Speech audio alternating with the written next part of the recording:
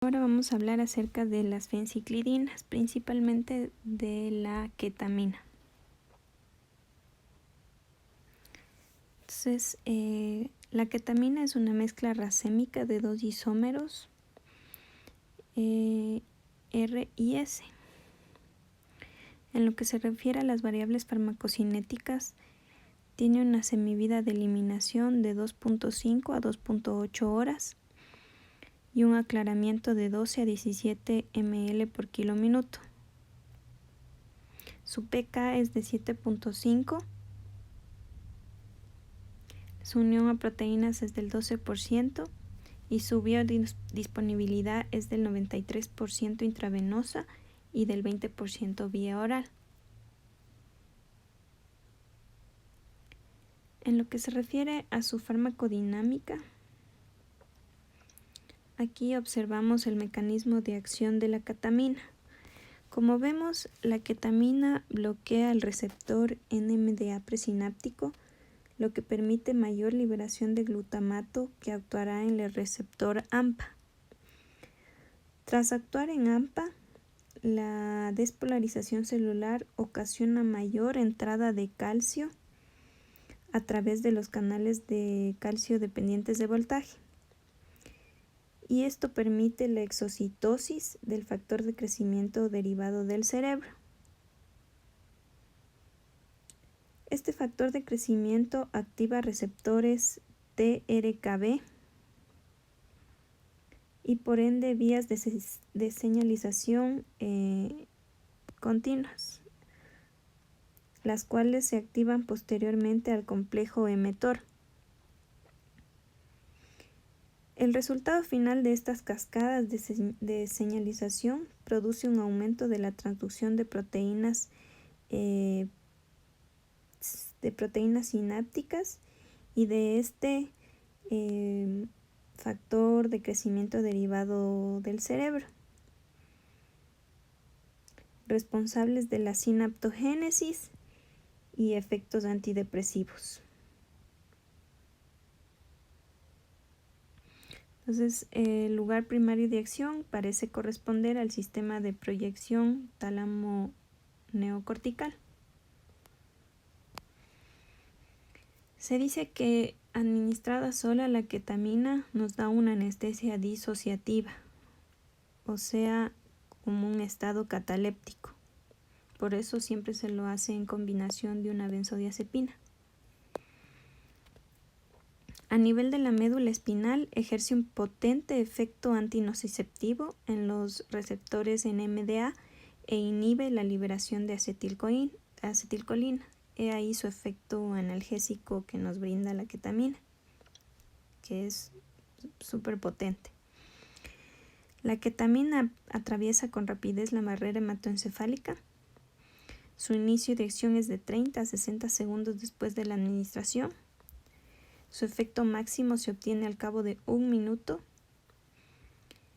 y sus concentraciones plasmáticas de 0,6 a 2 microgramos por ml son valores mínimos para anestesia general. En los niños se dice que varía desde 0,8 a 4 microgramos por ml. La duración de la amnesia con una dosis de 2 miligramos por kilo es de 10 a 15 minutos. Y la orientación completa respecto a personas, lugares y tiempos se demora entre 15 a 30 minutos. ¿Cuál es el mecanismo del efecto analgésico? Es la disminución de la conectividad en regiones de la matriz del dolor responsable de su percepción y en el procesamiento afectivo del dolor. Eleva el metabolismo cerebral, la irrigación cerebral y la presión intracraneal.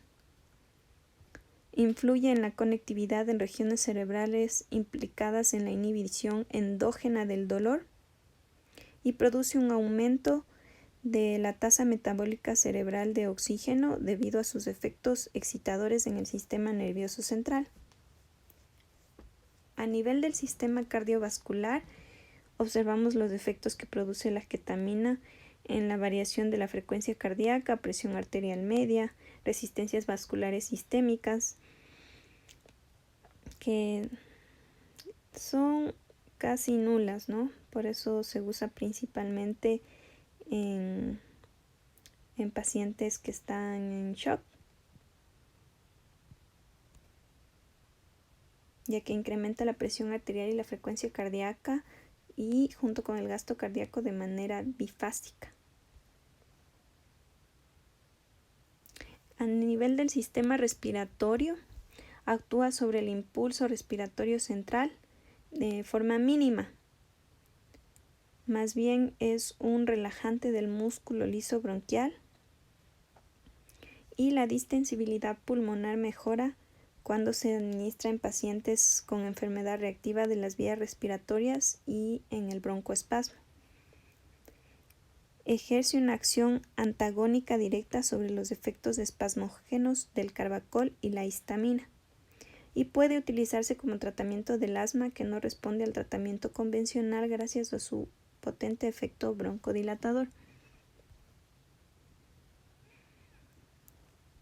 Las dosis de la ketamina para inducción en anestesia general van desde 0,5 a 2 miligramos por kilo. Para el mantenimiento se lo hace de 30 a 90 microgramos por kilo minuto. Y la sedación y analgesia se lo puede utilizar en sedación y analgesia de 0,2 a 0,8 miligramos por kilo. Y como analgésico o presintomático o profiláctico de 0,15 a 0,25 miligramos por kilo. La inducción se utiliza principalmente para inducción anestésica en pacientes con inestabilidad cardiovascular, hipovolemia, shock hemorrágico o depresión cardiovascular en la sepsis. En los efectos secundarios y contraindicaciones se dice que la ketamina produce reacciones de emersión, que son sueños vívidos, experiencias extracorpóreas e ilusiones que se asocian a sentimientos de emoción, confusión, euforia y temor. Se registra principalmente a lo largo de la hora siguiente a la emersión y suelen desvanecerse después de 1 o varias horas. Esto se dice que se produce por una depresión de los núcleos de transmisión visual y auditiva. Las contraindicaciones de la ketamina son sujetos con aumento de la presión intracraneal, porque ya explicamos que la aumenta, heridas oculares abiertas u otros trastornos oftalmológicos, como anestésico único en pacientes afectados por una cardiopatía isquémica, por aumentar el consumo del oxígeno a nivel cardíaco, y los trastornos psiquiátricos como la esquizofrenia y los antecedentes de reacciones adversas a la ketamina o alguno de sus derivados. Ahora vamos a hablar del etomidato. El etomidato tiene un pK de 4.2, una semivida de distribución de 2.7 minutos, una semivida de eliminación de 2.9 a 5.3 horas. Su aclaramiento a nivel hepático es de 18 a 25 ml por kilo minuto y su unión a proteínas es del 75%. Modula y activa los receptores GABA-A que contienen las subunidades beta 2 y beta 3. En dosis de 0.2 a 0.3 miligramos por kilo disminuyen un 34% el flujo sanguíneo cerebral y en un 45% la tasa metabólica cerebral de oxígeno sin afectar la presión arterial media, por lo que la presión de perfusión cerebral se mantiene. El mantenimiento de los efectos de la presión intracraneal, para que se mantenga este efecto beneficioso a nivel cerebral, se dice que necesita de una tasa de infusión de por lo menos 60 microgramos por kilo minuto.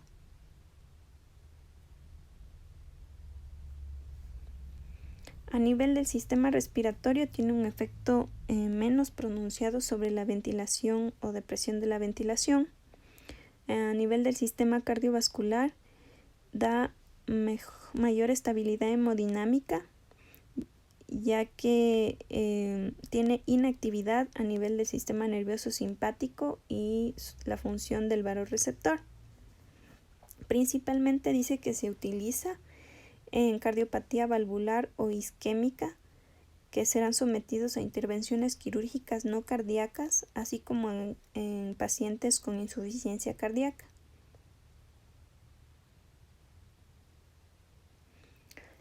Entonces, en la inducción de anestesia general se utiliza una dosis de 0,2 a 0,6 miligramos por kilo. Y en lo que se refiere a sedación y analgesia, está restringido a periodos breves de sedación debido a que tiene un efecto adverso que es inhibir la síntesis de corticosteroides, ya que produce una inhibición reversible de la enzima 11 beta hidroxilasa.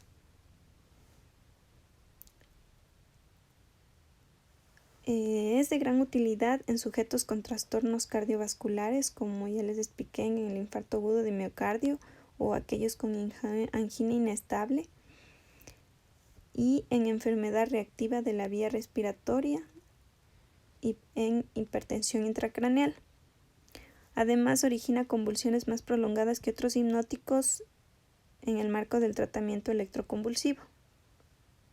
Los efectos secundarios que se presentan pueden ser náuseas y vómitos, dolor en el punto de inyección, movimientos mioclónicos de hipo, y se ha vinculado a la aparición de náuseas y vómitos postoperatorios. Este efecto que les mencioné de la supresión córtico-suprarrenal se produce con concentraciones menores a 10 nanogramos por ml. Y se dice que las concentraciones necesarias para la hipnosis son mayores a 200 nanogramos por ml. Por lo tanto, observamos que con concentraciones mínimas ya se produce una supresión córtico-suprarrenal. Es por esto que se dejó de usar como hipnótico.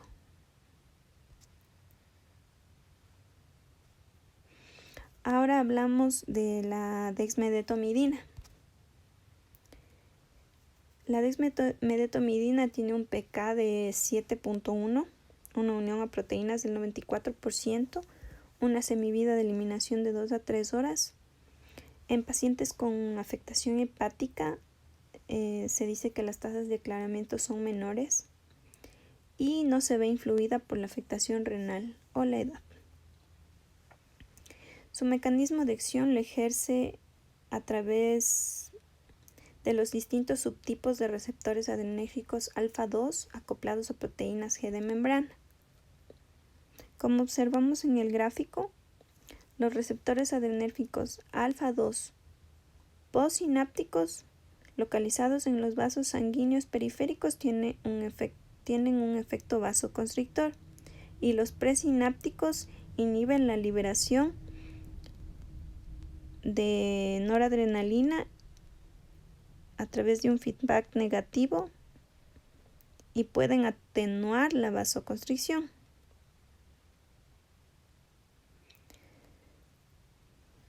Principalmente estimula los subtipos localizados en el sistema nervioso central y la médula espinal. Aquí observamos un gráfico que resume las funciones de cómo ejerce sus efectos la dexmedetomidina. Como vimos, los receptores alfa-2 tienen unos subtipos alfa-2A, B y C. A nivel de locus ceruleus provocan la sedación, ya que actúa a nivel de estos receptores la dexmedetomidina. También a nivel provoca este proceso de la ansiolisis en el centro vasomotor cerebral a través del alfa-2A. A nivel cardíaco produce bradicardia, ya que bloquean los nervios cardioaceleradores. A nivel basada en la inhibición de la termorregulación, o sea, producen disminución del temblor, actuando a nivel de los receptores alfa 2B. A nivel de los vasos cerebrales, en la vasculatura periférica producen vasoconstricción, y en la vasculatura de las células musculares producen vasodilatación. A nivel renal se encuentran unos receptores alfa 2B que estimulan la diuresis, y a nivel de la médula espinal, a nivel del cuerno dorsal del cordón espinal, actúan de forma analgésica, estimulando receptores alfa 2A.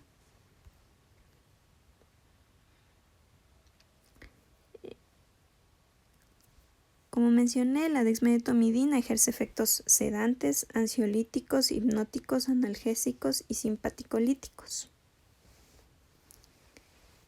Se usa principalmente como coadyuvante en anestesia a dosis de 0.33 a 0.67 miligramos por kilo, administrados 15 minutos antes del procedimiento quirúrgico, para que tenga un efecto adecuado y no produzca estos efectos adversos como la hipotensión o la bradicardia. Se ha dicho que la tasa promedio de infusión intraoperatoria está en 0.7 miligramos por kilo minuto. Tiene efectos ahorradores de opioides, ya que, como vimos, produce también efectos analgésicos. Forma parte del tratamiento de la toxicomanía